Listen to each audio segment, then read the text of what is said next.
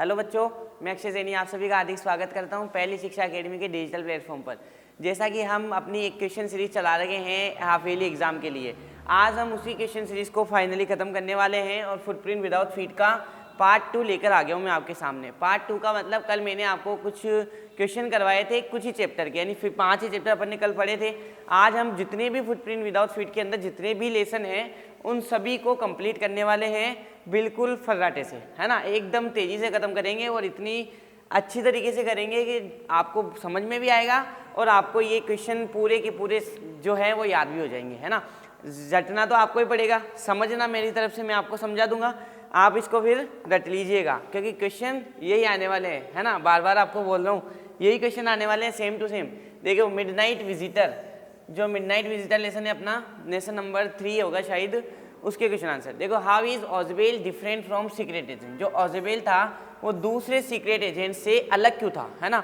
वो भी एक सीक्रेट एजेंट था लेकिन वो दूसरे से अलग था। अलग क्यों था उसका रीजन है कि Ausable is not a active person. Ausable जो था ना वो एक एक्टिव पर्सन नहीं था, सक्रिय नहीं था, सुस्त था बिल्कुल, है ना। आलसी व्यक्ति जिसको बोलते हैं ना सुस्त, तो वो एक्टिव नहीं था, सुस्त था बिल्कुल। और he is not fit in any description, और वह फिट नहीं बैठता था किसी भी डिस्क्रिप्शन में ऑफ सीक्रेट एजेंट। जो सीक्रेट एजेंट की डिस्क्रिप्शन होती है, जो सीक्रेट एजेंट की क्वालिटी होती है, उसका जो अपना एक नज़रिया होता है ना देखने का, उसके अंदर वो बिल्कुल भी फिट नहीं बैठता था। He looks like a common man, और वो बिल्कुल कॉमन मैन की तरह दिखाई देता था, एक सामान्य व्यक्ति की तरह, इसलिए वो सीक्रेट एजेंट से क्या था, थोड़ा अलग था। फिर देखिए अगला क्वेश्चन है कि what did man decide to do in order to escape the police. जो व्यक्ति था उसने पुलिस से बचने के लिए क्या डिसाइड किया, उसने पुलिस से बचने के लिए क्या करने के लिए डिसाइड किया, तो मैन डिसाइडेड टू हाइड, व्यक्ति ने डिसाइड किया कि वो छुप जाएगा कहाँ पर, in the balcony in order to escape the police, के पुलिस से बचने के लिए बालकनी में छुप जाएगा। और वेन पुलिस वेंट, और जब पुलिस गई फिर ही वुड कम बैक, वह वापस आया, गेट द इम्पोर्टेंट रिपोर्ट, क्या प्राप्त करने के लिए, इम्पोर्टेंट रिपोर्ट को प्राप्त करने के लिए। वो knocked at the door of Ausable, है ना, थोड़ा सा मिस्टेक आ गया, Ausable's room. How did he now about it, जो ऑजबेल था उसकी डोर के ऊपर कौन खटखटाता है और ये बात आपको कैसे पता चलती है। तो देखो ए वेटर नेम्ड हेनरी, जो एक वेटर था जिसका नेम था हेनरी, वो उस दरवाजे को खटखटाता है। किसके दरवाजे को, ऑजबेल्स रूम, ऑजबेल के रूम को। और ही न्यू अबाउट इट, वह उसके बारे में जानता भी था, बिकॉज क्योंकि ही हिमसेल्फ ऑर्डर ड्रिंक, क्योंकि उसने क्या करी थी, ऑर्डर करी थी क्या, ड्रिंक पीने के लिए। अब ये क्वेश्चन बोर्ड के अंदर आ भी रखा है, सेकेंडरी एग्जामिनेशन 2012, तो हो सकता है 10 साल बाद आपके रिपीट हो जाए, है ना, क्योंकि 10 साल का आंकड़ा बहुत ही ज़्यादा अच्छा होता है। तो देखो वो वॉज मैक्स, मैक्स कौन था, तो Max was a secret agent, Max एक सीक्रेट एजेंट था। Why did he enter Ausable's room, वो ऑजबेल के रूम में क्यों आया, तो he enter Ausable's room because he wanted to take the report, क्योंकि वो रिपोर्ट प्राप्त करना चाहता था, इसलिए वो ऑजबेल के रूम में आता है। ये क्वेश्चन इस लेसन से इम्पोर्टेंट है, आप इसको अच्छे तरीके से याद कर लेना। फिर अगला है 5th नंबर का कि why would does the title of the story refer to justify, कि जो टाइटल था ना द मिडनाइट विजिटर, है ना, रात्रि में घूमने वाले आगंतुक। अब आपको पता है सीक्रेट एजेंट तो रात को घूमते हैं, सुबह भी घूमते हैं, ऐसी बात नहीं है रात को ही घूमते हैं, सुबह भी घूमते हैं, लेकिन ज़्यादातर वो रात को घूमते हैं, इसलिए उसका नाम, इस लेसन का नाम क्या रखा गया, द मिडनाइट विजिटर। और he was the only person who enter the room at midnight, और वह एकमात्र पर्सन होता है जो रात्रि के अंदर, आधी रात्रि के अंदर रूम में एंटर करता है। फिर है what did Ausable tell man when there was sudden knocking at the door. Ausable ने व्यक्ति से क्या कहा जब अचानक से दरवाजा खटखटाने लगा, तो when there was sudden knocking at the door, जब दरवाजे पर अचानक से ही खटखटाहट होती है, तो ऑजबेल टोल्ड मैन, ऑजबेल ने व्यक्ति से कहा, डेट यानी कि देयर वर पुलिस, कौन आ गई है, पुलिस आ गई है, एट द डोर, दरवाजे पर। और he was waiting for some very important paper, और वह इंतजार कर रहे थे किसका, कुछ महत्वपूर्ण पेपर का, about new missiles, so that he wanted extra protection, यानी उनको मिसाइल्स के बारे में कुछ अलग से रिपोर्ट प्राप्त करनी थी, इसलिए वो वहाँ पर इंतजार कर रहे थे। लेकिन उनका जब दरवाज़ा खटखटाता है तो वो बोलता है कि पुलिस आ गई है, और वो इस कारण से एक्स्ट्रा प्रोटेक्शन ले रखे थे, अलग से वो रूम ले रखे थे, एक जने को साथ में रख रखे थे, ये सब उस लेसन के अंदर था। अब देखिए गिव ए कैरेक्टर स्केच। अब 21 में से अगर देखो सेकंड जो बुक है ना वो सबसे ज़्यादा इंपॉर्टेंट इसलिए मानी जाती है कि उसमें से कैरेक्टर स्केच ज़्यादा आते हैं, है ना। अपने को अगर पढ़ना है तो ज़्यादातर आप कैरेक्टर स्केच याद कर लो सारे लेसन के, कैरेक्टर स्केच इतना इंपॉर्टेंट है कि एक ना एक का कैरेक्टर स्केच कन्फर्म आना है। देखो इसमें भी एक कैरेक्टर स्केच है ओजाबेल का, इसलिए इसको आप अच्छे से पढ़ना कि ओजाबेल जो था उसका कैरेक्टर स्केच यानी वो किस प्रकार का था, किस प्रकार के चरित्र का व्यक्ति था, या फिर आपको एक एग्जाम्पल देना है जो प्रूफ कर सके कि Ausable had great presence of mind, कि ओजाबेल के अंदर दिमाग जो था ना वो बहुत ज़्यादा था, मतलब उसको एक चतुर व्यक्ति था, वो क्लेवर व्यक्ति था। इस चीज़ को समझाने के लिए, जस्टिफाई करने के लिए आपको एक एग्जाम्पल देना है। तो देखो ओजाबेल इज ए सीक्रेट एजेंट, ओजाबेल जो था वो एक सीक्रेट एजेंट था, लेकिन अभी आपने स्टार्टिंग में पढ़ा कि वो सीक्रेट एजेंट से बिल्कुल अलग दिखता था। ऐसा क्यों था? क्योंकि वो फिट नहीं था, यानी he is not active person, वो एक्टिव पर्सन नहीं था, वो थोड़ा मोटा था, ही is very fit, he is not fit in description of A secret agent. और सीक्रेट एजेंट के किसी भी जो वस्त्र होते हैं उसका डिस्क्रिप्शन होता है उसमें वो बिल्कुल भी फिट नहीं बैठता था, वो बिल्कुल कैसे लगता था, he look like a common man, एक कॉमन मैन की तरह वो दिखाई देता था। He mixes American accent with French and German, और उसने अमेरिकन धरोहर को किस में मिक्स कर दिया था, फ्रेंच और जर्मन में, यानी वो जर्मन और फ्रेंच के अंदर घुल गया था।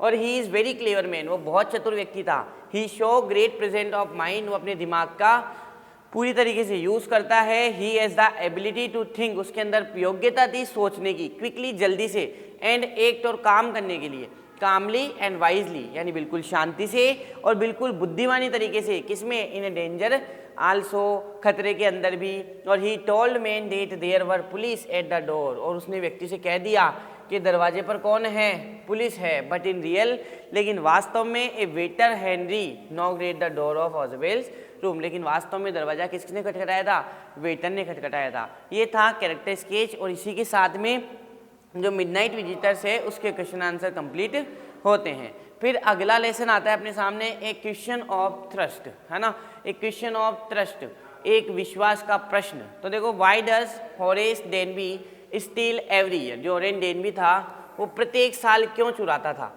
What was it that turn Horace Denby into a thief, ये 2014 के अंदर आया था, इसलिए इंपॉर्टेंट है। इसका इंपॉर्टेंट क्वेश्चन और में भी मैंने बना के लिख दिया आपके सामने, तो ये भी इंपॉर्टेंट है। देखो, what was it that turn Horace Denby into a thief, क्यों, ऐसी कौन सी बात थी जिससे होरेस डेनबी जो था ना वो चोर बन गया था।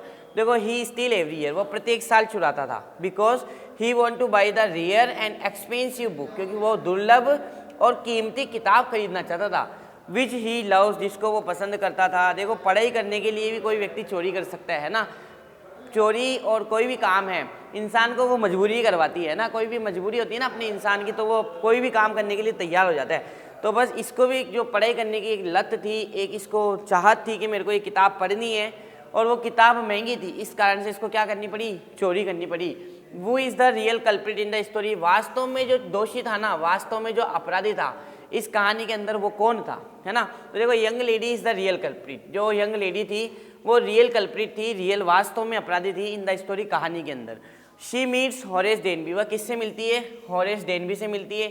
She is charming young lady, वो एक आकर्षक युवा महिला थी। और वो इज़ ड्रेस इन रेड, जिसने क्या पहन रखी थी, लाल साड़ी पहन रखी थी, है ना, लाल ड्रेस पहन रखी थी, और वह आकर्षक महिला थी। अब आकर्षक महिला है तो आकर्षित तो करेगी। तो बस होरेस डेनबी को उसने आकर्षण कर लिया और उसने चोरी करी, और नाम किसका आ गया, होरेस डेनबी का। हर बार लड़का फंस जाता है, देखो, तो यहाँ पर भी लड़का फंस गया, है ना। इस लड़की ने अपना जाल बिछाया और इसको फंसा दिया, है ना। बुरा मत मान जाना, बस ये बता रहा हूँ आपको कि एक चार्मिंग लड़की है, वो क्या करती है, इसको फंसा देती है और होरेस डेनबी फंस जाता है, जबकि वास्तव में अपराधी वो खुद ही होती है। अब why did the police arrest Horace Denby, police ने होरेस डेनबी को अरेस्ट क्यों किया। तो police arrested Horace Denby, police ने होरेस डेनबी को अरेस्ट करा बिकॉज, क्योंकि his fingerprints were found on the spot of the jewel robbery, जो ज्वेलरी की उसने रॉबरी करी थी, जो उसने कीमती जेवरात चुराए थे ना, उन जेवरात के ऊपर फिंगरप्रिंट किसके आ गए, होरेस डेनबी के। तो अरेस्ट भी उसको ही करना पड़ेगा, इस कारण से पुलिस ने उसको दोषी पाया और उसको गिरफ्तार कर कर ले गई। So that he was proved guilty, इसलिए वो अपराधी साबित होता है। फिर आता है अपना अगला क्वेश्चन कि when does Horace Denby get very angry और व्हाई, होरेस डेनबी गुस्सा क्यों होता है और क्यों होता है ना, मतलब गुस्सा कब होता है और क्यों होता है। देखो, Horace Denby gets angry when someone talk about honour among thieves, जब कोई चोरों के बीच में सम्मान की बात करता है ना, कि चोरों के बीच में सम्मान इसको दिया जाए, तब वो थोड़ा गुस्सा हो जाता है। Because he was tricked by A thief, क्योंकि उसको भी किसके द्वारा ठग लिया गया था, एक चोर के द्वारा। वो खुद तो चोर था ही, हर साल वो चोरी करता था। किस चीज़ के लिए? एक किताब के लिए। लेकिन उसके लिए भी एक बड़ी चोर आई और उसने उसको ढक दिया, है ना, इसलिए उसको गुस्सा आ जाता है। और why is not what is not difficult for Horace to open the safe. जो सेफ होती है, जो तिजोरी होती है, उसको खोलना हॉरेस के लिए डिफ़िकल्ट बिल्कुल भी नहीं था। ऐसा क्यों? क्योंकि it is not difficult for Horace to open the safe because क्योंकि he has a business of making safes and locks. क्योंकि वो काम ही क्या करता था? तिजोरियाँ बनाने का, चाबियाँ बनाने का, है ना, ताले बनाने का। अब चाबी बनाने वाले को तो चाबी का पता ही होगा, ताले बनाने वाले को तो ताले का पता ही होगा। तो बस इसको भी पता था कि सेफ किस प्रकार से खुलती है, तो इसलिए इसको आसानी होती थी उन सेफ को खोलने में। Give a character sketch of Horace Denby. Horace Denby का कैरेक्टर स्केच मैंने बताया आपको, हर लेसन के अंदर लगभग जितने भी लेसन है ना, सब में एक कैरेक्टर स्केच दे रखा है। और इस बुक से आप मेरे से लिख के ले लो, 8 तारीख का जब कल पेपर होगा ना, एक कैरेक्टर स्केच आपको पेपर में जरूर देखने को मिलेगा। चाहे कोई सा भी कैरेक्टर स्केच आओ, एक कंफर्म कैरेक्टर स्केच आएगा और अपने इस पूरी पीडीएफ से आएगा, ये भी गारंटी है। देखो कैरेक्टर स्केच किसका है? एक तो हॉरेस डेनबी, अभी पिछली बार पढ़ा था ओजाबेल का, अब आने वाला है अनिल का, और फिर उसके बाद एक और कैरेक्टर स्केच है भोली का। इनमें से आपको एक कैरेक्टर स्केच मिलेगा, 4 जनों के नाम लिए, ओजाबेल, हॉरेस डेनबी, अनिल और एक आपकी भोली, है ना। तो बस इन 4 में से एक क्वेश्चन तो फिक्स है। देखो Horace Denby was about 50 years. Horace Denby जो था ना, वो लगभग 50 साल का था। एन अनमेरिड पर्सन, और शादीशुदा भी नहीं था, यानी उसकी शादी भी नहीं हुई थी। ही has a business of making safes and locks. उसका काम क्या था? बिजनेस क्या था? सेफ बनाने का और चाबियाँ लॉक बनाने का, ताले बनाने का। He was good and respectable, वह अच्छा था और सम्मानीय भी था। लेकिन ही वॉज न कम्प्लीटली ऑनेस्ट, लेकिन वो वास्तव में और पूरी तरीके से ईमानदार नहीं था। He robbed a safe every year, वह प्रत्येक साल एक तिजोरी चुराता था। बिकॉज क्योंकि he wanted to buy the rare and expensive books, क्योंकि वह दुर्लभ और कीमती, है ना, यानी सबसे महंगी किताब को वो पढ़ना चाहता था, इसलिए उसको खरीदना चाहता था। और it is not difficulty for Horace Denby, Horace Denby के लिए बिल्कुल भी डिफ़िकल्ट नहीं था। Gets angry when someone talk about honour among thieves, जब भी कोई बात करता था चोरों के बीच सम्मान की। Because he was tricked by a thief, क्योंकि वो किसके द्वारा ठगा गया था? एक चोर के द्वारा। ये थे क्वेश्चन ऑफ थ्रस्ट के, है ना। अब आता है अपना, नहीं अभी, हाँ, इसका फुटप्रिंट विदाउट फीट। अगला चैप्टर है अपना फुटप्रिंट विदाउट फीट, बड़ा ही मज़ेदार चैप्टर, है ना। और इसमें से तो क्वेश्चन कन्फर्म आता ही आता है, बोर्ड के अंदर तो 100% आता है, चाहे आप इली में आओ या मत आओ, लेकिन बोर्ड में तो 100% इसका प्रश्न आता ही है। इतना अच्छा चैप्टर है। 14 साल में 3 बार किताबें चेंज हो गई, लेकिन 3 बार में ये लेसन चेंज नहीं हुआ, है ना। मैंने भी ये लेसन पढ़ा, उसके बाद बच्चों को पढ़ाया और अभी फिर से पढ़ा रहा हूँ, है ना। यानी 3 कोर्स चेंज हुए, तीनों कोर्स में एक क्वेश्चन, ये चैप्टर चेंज नहीं हुआ। बताओ, इतना इंपॉर्टेंट चैप्टर है, इतने क्वेश्चन इसके हैं कि आप पूरे पढ़ नहीं पाओगे, लेकिन फिर भी उसमें से कुछ अपन ने इंपॉर्टेंट चुने हैं। जैसे पहला है कि how did the invisible man first become visible.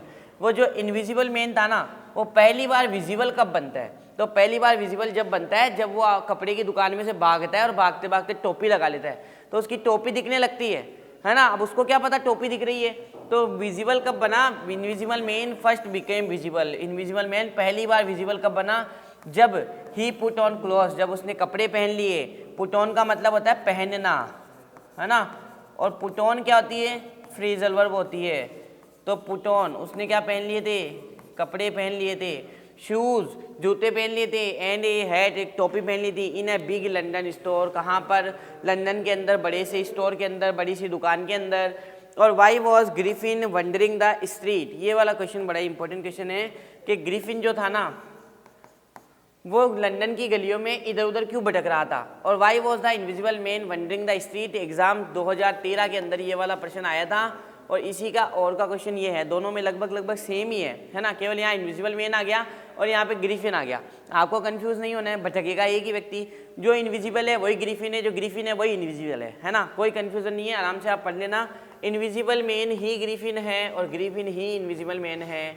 तो आपको कुछ भी लिख के दे, आंसर सेम टू सेम लिखना है कि Griffin was wondering the street because, Griffin जो था वो गली के अंदर भटक रहा था क्योंकि he was a homeless wonder, क्योंकि वह एक जिसके पास घर नहीं होता ना, वो था वो भटकने वाला व्यक्ति जिसके पास में घर नहीं था, यानी फेरी वाला। विदाउट क्लॉथ जिसके पास कपड़े भी नहीं थे, बिना पैसों के जिसके पास पैसे भी नहीं थे, और बिना घर के जिसके पास घर भी नहीं था। इस कारण से वो गलियों में भटक रहा था। और the scientist, Y was the scientist angry with the landlord and what did he do. अब देखो उसके पास घर नहीं था, पैसा भी नहीं था, लेकिन फिर भी वो एक चीज़ था, क्या, साइंटिस्ट था।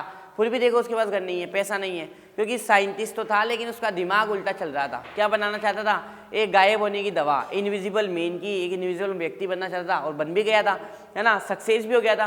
देखो the scientist was angry with the landlord, scientist जो था वो गुस्सा हो गया था, किसके साथ? लैंडलॉर्ड के साथ। बिकॉज यानी क्योंकि द लैंडलॉर्ड वांटेड हिम, क्योंकि जो किराएदार था वो चाहता था टू वेकेट द हाउस, वो उससे घर खाली कराना चाहता था। उस किराएदार को ये लगता था कि जो ये ग्रिफिन है वो घर के अंदर से बाहर ही नहीं निकलता है ना, और कमरे के अंदर ही रहता है, कहीं जादू टोने तो नहीं करता है, ये उसको ऐसा लग रहा था। लेकिन ग्रिफिन तो रोज बाहर जाता था, ग्रिफिन तो इनविजिबल बनकर कभी भी निकल जाता था। अब उनको ये बात पता नहीं थी, इसलिए वो चाहते थे कि ये घर खाली कर दे। तो इसलिए उसने क्या करा? He set fire to the house, उसने घर में ही आग लगा दी कि ले पकड़ कर तेरा, है ना, मेरे को चाहिए ही नहीं। और वो हाउ वुड यू एसेक्स ग्रिफिन एज ए साइंटिस्ट, आप ग्रिफिन को साइंटिस्ट के रूप में कैसे लेते हैं, कैसे स्वीकारते हैं?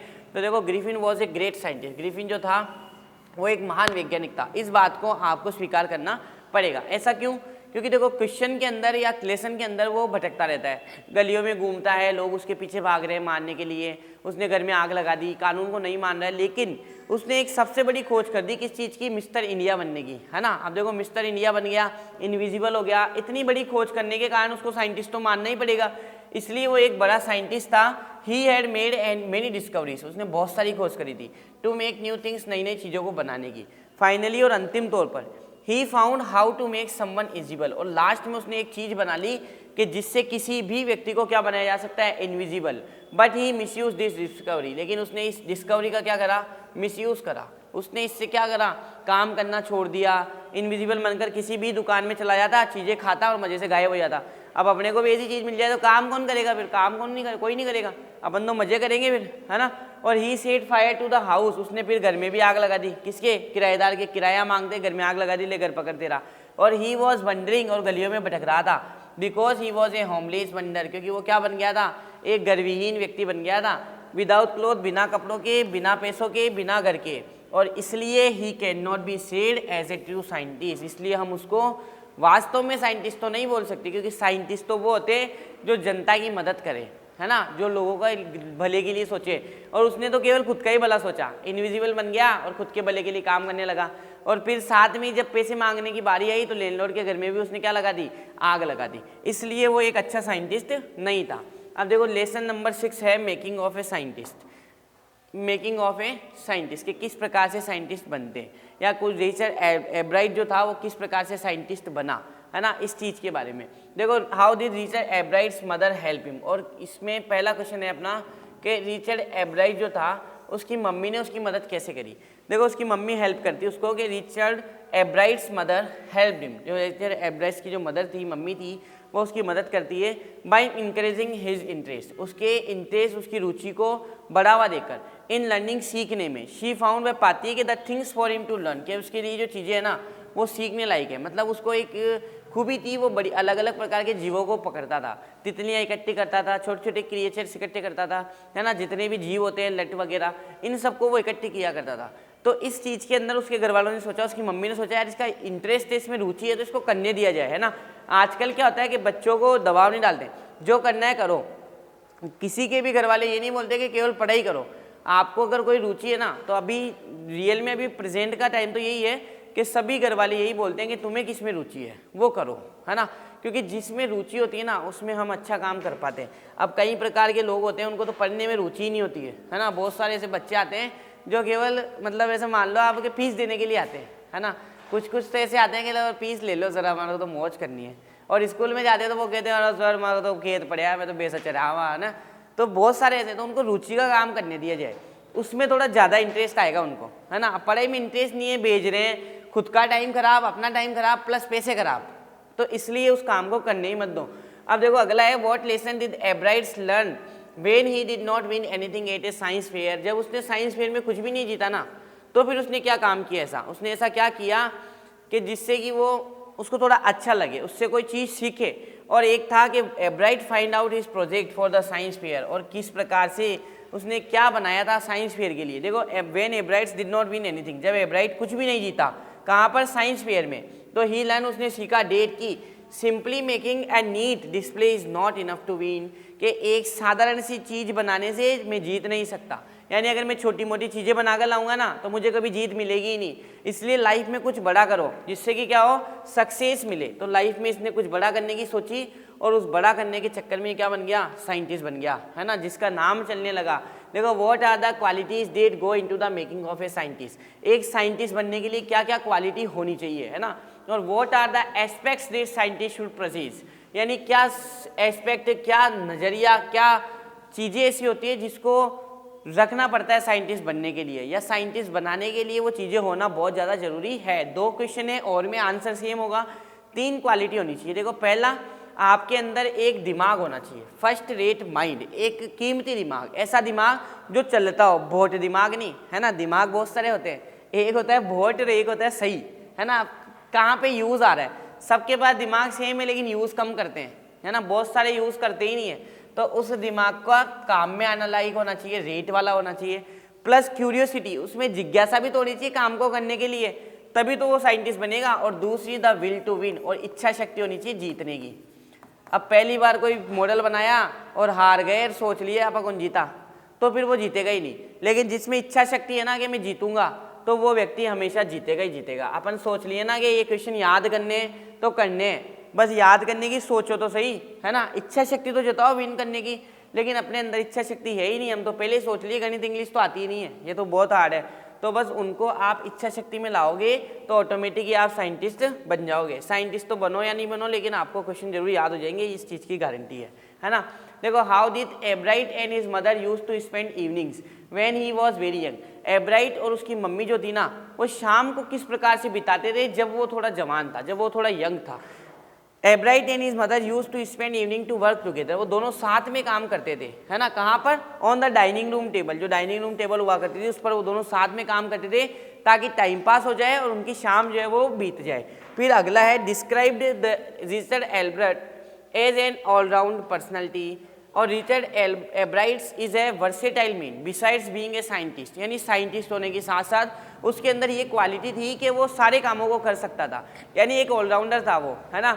मैच भी खेल रहा है, बॉलिंग भी कर रहा है और फील्डिंग भी कर रहा है, ऑलराउंडर व्यक्ति है।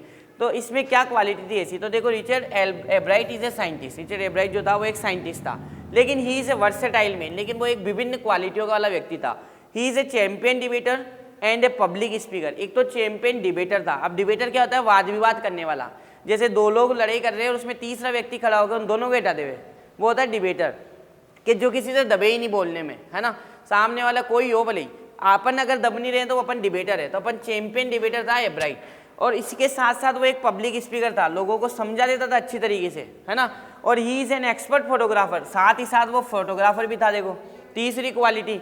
और he is an allrounder personality, इस कारण से उसके अंदर क्या थी, ऑलराउंडर पर्सनैलिटी थी, उसके अंदर सभी प्रकार का व्यक्तित्व था, ठीक है।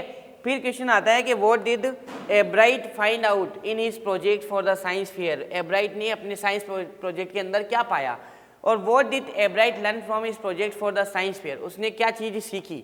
तो देखो ये वापस क्वेश्चन वही है लेकिन थोड़ा सा अलग है ना। क्वेश्चन अलग है, आंसर तो सेम ही जाने वाला है कि Ebright found out in his project for the science fair that की, उसने क्या पाया कि we will have to be made real experiment in order to win something. पहले क्वेश्चन में क्या आंसर लिखा था कि कुछ ऐसा बनाना पड़ेगा, कुछ बड़ा बनाना पड़ेगा जीतने के लिए।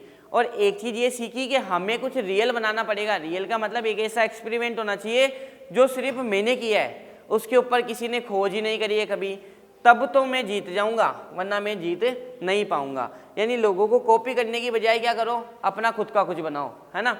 तो जब खुद का होगा ना तो जीत तो 100% होनी है। देखो how did a book became a turning point in Richard Ebright's life. उसकी मम्मी उसको एक किताब लाकर देती है साइंटिस्ट बनने के लिए, और उस किताब को जब पढ़ता है ना वो उस किताब से इतनी चीज़ें सीखता है और उस चीज़ों को सीख कर, है ना, वो एक बहुत बड़ा साइंटिस्ट बन जाता है। देखो Richards एब्राइट mother gave him a book, उसकी मम्मी ने उसको एक किताब दी जिसका नाम था क्या था, the travels of monarch tenth. उस किताब का नाम था the travels of monarch tenth. और at the end of the book readers were invited to help study butterfly migration. और इस किताब के अंत में रीडर्स जो होते थे ना, उसको इनवाइट किया जाता था ये पढ़ाई करने के लिए, ये सीखने के लिए कि किस प्रकार से बटरफ्लाई जो है वो माइग्रेशन करती है, बटरफ्लाई जन्म लेती है, बटरफ्लाई का रूप चेंज होता है। तो इसने एक चीज़ देखी कि जो बटरफ्लाई होती है ना, सबसे पहले कोकून होता है, फिर उसके बाद में वो थोड़ा खुलता है, फिर तो उसमें से क्या निकलती है, बटरफ्लाई माउथ बनता है, फिर बटरफ्लाई बनती है। तो ये सब किस प्रकार से बनता है, इस चीज़ को देखने के लिए उसको इन्वाइट करा गया। और they had to log butterfly, और उसके पास में बहुत सारी बटरफ्लाई थी, which were to be sent to doctor Urquhart. Catching butterflies was not easy work, butterfly को पकड़ना आसान काम नहीं होता है। So that Ebright would catch a female monarch, Ebright जो था उसने फीमेल मोनाच को पकड़ा, टेक हर एग्स, उसके अंडे लिए, एंड रेज डेम, उनको उठाया। Thus the book became a turning point in nature Ebright's life. इस प्रकार से किताब जो थी वो उसके जीवन में, उसकी लाइफ के अंदर क्या बन गई, एक टर्निंग पॉइंट साबित हो गई, एक उसके बदलाव लाने वाला परिवर्तन ला दिया। देखो अब नेकलेस है ना, अब नेकलेस भी बहुत कुछ सीखने वाला चैप्टर है। नेकलेस के अंदर चीज़ें बताई गई है कि अपने को जिद नहीं करनी चाहिए, है ना। पति पत्नी में होता है ना, पत्नी जिद करती है, तो यहाँ पत्नी जिद करती है और 42 लाख का चूना लगा देती है ना। तो अपने को सोचना चाहिए कि कभी भी जिद नहीं करनी चाहिए, जितना है उतना ही ठीक है। यहाँ पर नकली नेकलेस होता है 300 रुपये का, और 300 रुपये के 42 लाख लग जाते हैं, कितना बड़ा चूना हो गया। तो इसलिए इस पार्ट को तो सभी पढ़ना, घर में भी सबको पढ़ाना, बहुत बढ़िया चैप्टर है नेकलेस। देखो how did they replace the necklace, उसने रिप्लेस कैसे किया नेकलेस को चेंज कैसे करा। और how did the लोजेल repay for the lost necklace, lost necklace जो खोया हुआ नेकलेस था उसको रिपे करने के लिए जो लोजेल थी उसने क्या किया, कैसे किया। तो देखो they replace the necklace by buying the new necklace, उसने एक नया नेकलेस खरीदा और पुराने को रिप्लेस कर दिया। It appear to be exactly like, और ये बिल्कुल सेम उसी प्रकार का दिखाई दे रहा था। It cost 36,000 Franks. अब देखो फ्रैंक के अंदर है 36,000, है ना, इसको अपन चेंज करेंगे ना तो अपने लाखों में पहुंच जाएगा। तो ये 36,000 फ्रैंक में उसने खरीदा था। और why did Matilda throw the invitation, Matilda जो थी उसने इन्विटेशन को क्यों फेंक दिया। ये मटिल्डा लुइजेल दोनों सेम ही आदमी हैं, मतलब महिला हैं। मटिल्डा ने इन्विटेशन को क्यों फेंक दिया, तो महिलाओं की आदत होती है ना। अब उसने इन्विटेशन कार्ड आया तो पति आकर बोला भाई जिम में चलना है। अब लड़कों को तो क्या है, जिम में दिखता है बस, है ना, जिम में जाना है। लेकिन लड़कियों का तो तैयार भी तो होना पड़ता है, पाउडर प्लिस्टिक पुट्टी वगैरह सब करनी पड़ती है, प्लास्टर होता है, पुट्टी होती है, फिर घिसाई होती है, उसके बाद जाती है 2-3 किलो पाउडर लगाने के बाद। तो इसने बोला भाई मैं तो जाऊँ नहीं क्योंकि मेरे पास ड्रेस है नहीं, है ना। अब या तो मेरे को ड्रेस दिलाओ, और दूसरी चीज़ ड्रेस दिला दी तो फिर कहती मेरे को नेकलेस दिलाओ। अब मैं हार क्या पहन के जाऊँगी वहाँ पर, तो सब तैयार हो गया आएगी। और अपन क्या करते हैं, एक स्वेटर डाला, ले चलो जिम में, है ना, तो तुरंत तैयार हो जाते हैं। तो इसने क्या करा, इन्विटेशन को ही फेंक दिया, मैं नहीं जाऊँगी जिम में, मेरे को तो ड्रेस दिलाओ। तो ये क्वेश्चन इंपॉर्टेंट है, इस साल बोर्ड में आया था, है ना, अभी आया था 2021 में, कि Matilda through the invitation, Matilda ने इन्विटेशन को फेंक दिया क्योंकि she did not have a dress suitable for the occasion, उसके पास अवसर के अनुसार कोई ड्रेस ही नहीं थी। सो डेट, इसलिए she did not want to go for the party, इसलिए वो पार्टी में जाना ही नहीं चाहती थी। अब यहाँ पर तो ये ड्रेस का क्वेश्चन है, ड्रेस तो उसको उसके पति ने दिला दी कि चल ड्रेस तो तू ले ले, फिर कहती मेरे को तो 9 लाख का दिलाओ, है ना। अब 9 लाख का दिलाने के चक्कर में सारा प्रोग्राम बैठ जाता है इनका।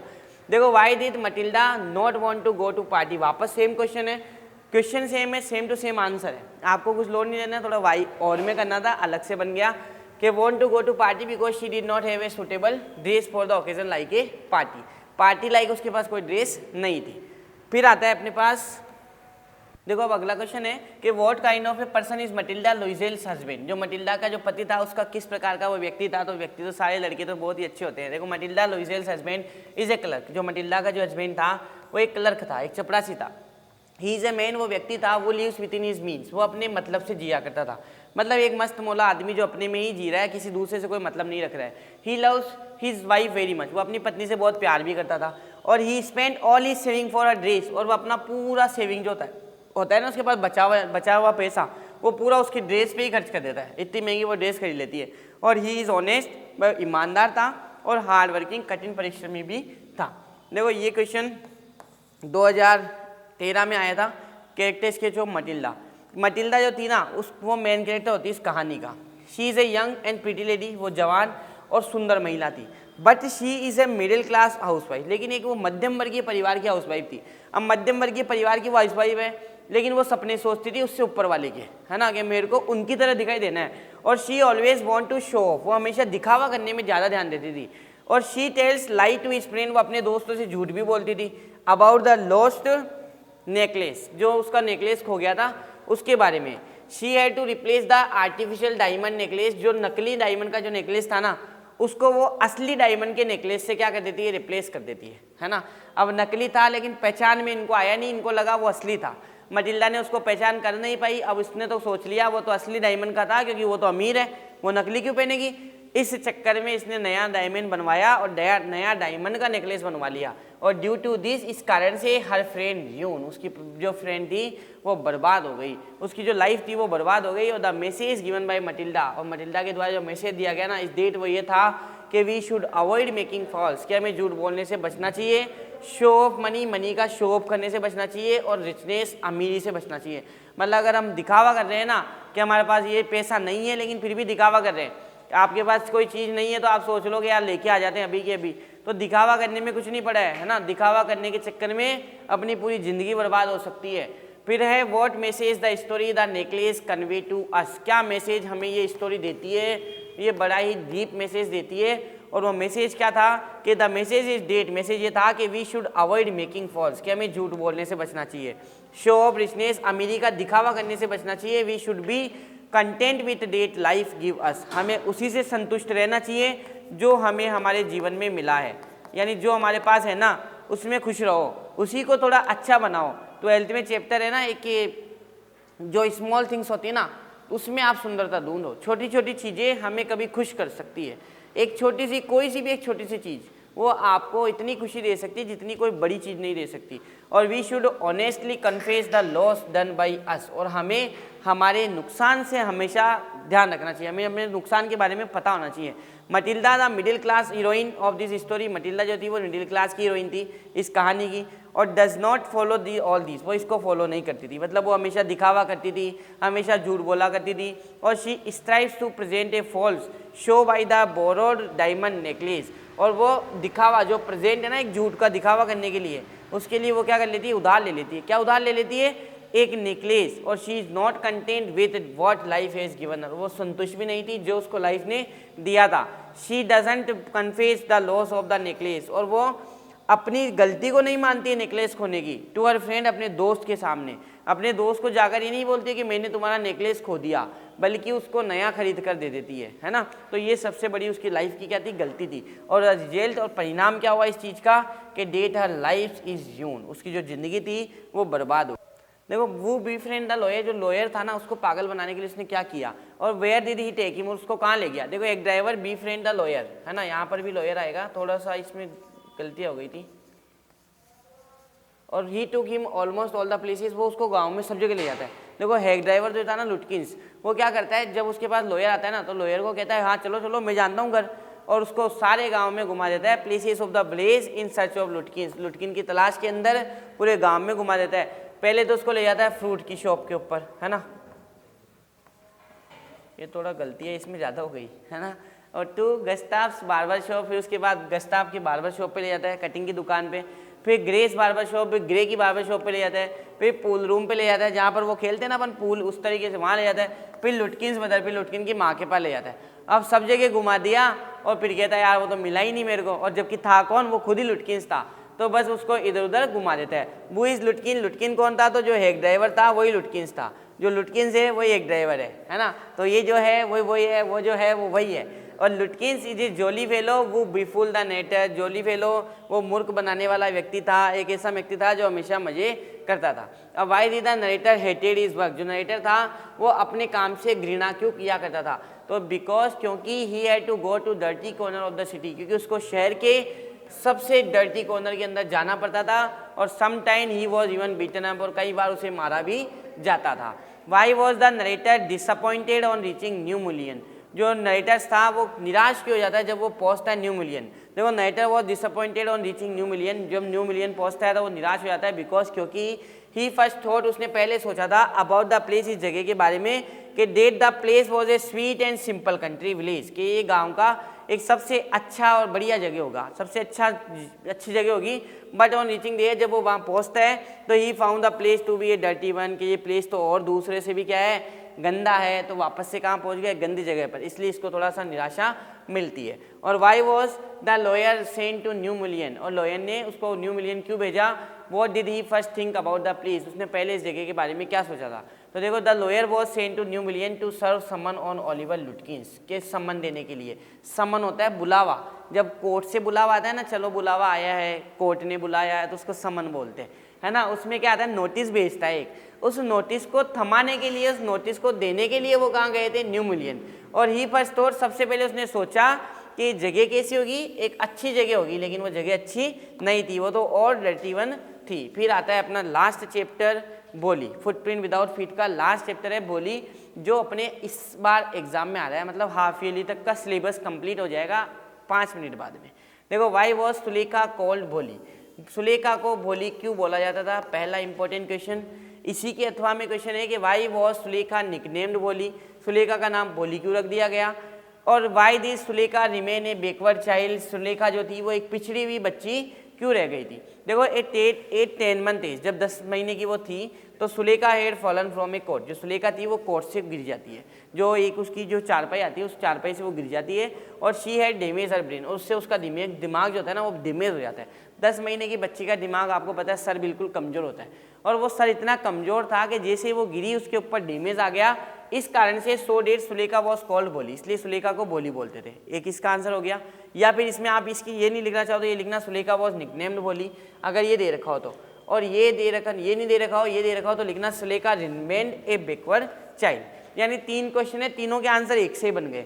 फिर अगला है क्वेश्चन कि वाई वॉज भोलीज फादर, है ना, या नुम्रदा रामलाल वरीड अबाउट भोलीज, जो उसके पिताजी थे वो भोली के बारे में चिंतित क्यों थे। तो भोली जो थी ना वो बुद्धिमान नहीं थी, आपको पता है, गिर गई थी, डैमेज आ गया, तो उससे वो थोड़ी मंदबुद्धि बन गई थी।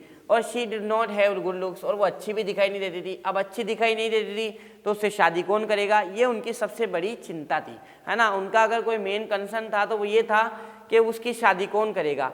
पहली बात तो ये दिमाग से पैदल, और दूसरी बात इसका सरलंग, इसकी जो संरचना, मतलब ये जो दिखाई देती है, इसकी जो सुंदरता है वो भी ये सुंदर नहीं है, इस कारण से थोड़ी ये परेशान थी। अब देखो, डिड भोली enjoy her first day at school, क्या भोली पहले दिन स्कूल को इंजॉय करती है क्या, तो बिल्कुल करती है। Yes, Bholi enjoyed her first day at school, Bholi पहला दिन स्कूल में इंजॉय करती है। She feels happy to see many girls, वो बहुत सारी लड़कियों को देखकर खुश हो जाती है। और the teacher soft and lovely voice give courage to her, और टीचर की जो मीठी और मधुर जो उसकी आवाज़ थी ना, उस आवाज़ को सुनकर उसको थोड़ा सा साहस मिलता है, इस कारण से वो स्कूल को एंजॉय करती है। Why did marriage not take place, शादी क्यों नहीं हुई थी, ये वाला क्वेश्चन भी इंपॉर्टेंट है कि शादी क्यों नहीं हुई थी। तो marriage did not take place because at this the time of wedding, शादी के समय पर द मेन सेड, जो व्यक्ति होता है वो कहता है कि ही विल मेरी भोली, वह शादी करेगा भोली से, आफ्टर टेकिंग 5000, 5000 रुपये लेने के बाद। यानी मुझे पहले तो दहेज दो आप 5000 रुपये का, दहेज दोगे तो ही शादी करूंगा, वरना शादी नहीं करूंगा। तो फिर भोली मना कर देती, भोली कहती मेरे को शादी ही नहीं करनी है, जा आप तू बुरात लेके चला जा। तो भोली रिफ्यूज टू मैरी, भोली ने शादी करने से मना कर दिया। Such a mean and greedy man, एक स्वार्थी और लालची व्यक्ति से। And the marriage did not take place, इसलिए शादी नहीं होती है। फिर आता है कि for what usual reason was Bholi sent to school, और why was Bholi sent to school. 2 question है, आंसर सेम है। क्वेश्चन इसलिए ये था कि भोली को स्कूल क्यों भेजा गया, तो भोली को स्कूल इसलिए भेजा गया कि तहसीलदार को ये लगता था कि अगर भोली के पिताजी अपनी बेटियों को स्कूल भेजेंगे ना, तो पूरे गांव के जो आदमी है वो उनकी बेटियों को भेजेंगे। उस समय लड़कियों को पढ़ाया नहीं जाता था, आजकल लड़कों से ज़्यादा लड़कियां पढ़ रही है, पहले लड़के ज़्यादा पढ़ते थे। पढ़ते तो क्या थे, 10 तक पढ़ते थे, अब आजकल लड़कियां पूरी पढ़ ली, MA PhD सब कर ली। तो आज का ज़माना बिल्कुल चेंज हो गया। तो उस समय गाँव का जो एक प्रसिद्ध व्यक्ति होता था ना, पॉपुलर, उसके घर से अगर कोई लड़की पढ़ने चली गई ना, इसका मतलब पूरा गांव चला गया, इसलिए उसने भोली को भेजा। देखो, भोली was sent to school, Bholi को स्कूल भेजा गया वॉज बिकॉज, क्योंकि a primary school was open in Bholi's village, Bholi के गांव में एक प्राइमरी स्कूल खोली गई। और the tehsildar asked Bholi's father, tehsildar ने भोली के पिताजी से पूछा to send his daughter to school, के अपनी बेटी को कहाँ भेजो, school. Nobody would marry a girl who has gone to school, कोई भी शादी नहीं करेगा अगर वो स्कूल जाएगी। और but her father had to obey, लेकिन उसके पिताजी मान गए द तहसीलदार की बात को। सो हर मदर सजेस्टेड, उसकी माँ ने सजेस्ट करा, सुझाव दिया कि Bholi should be sent to school, Bholi को स्कूल भेज दीजिए। देखो अब दिमाग देखो, मतलब मम्मी पापा भी क्या कर रहे हैं, डिफरेंस कर रहे हैं, जबकि अपनी मम्मी तो कभी अपने बच्चों के अंदर डिफरेंस कर ही नहीं सकती है।